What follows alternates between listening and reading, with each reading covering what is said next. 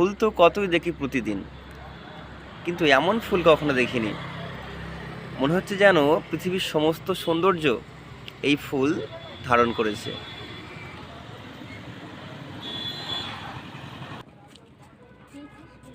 প্রজাপতি ফুল, মাঝখানে যেন মনে হচ্ছে ঠিক একটি প্রজাপতি বসে আছে।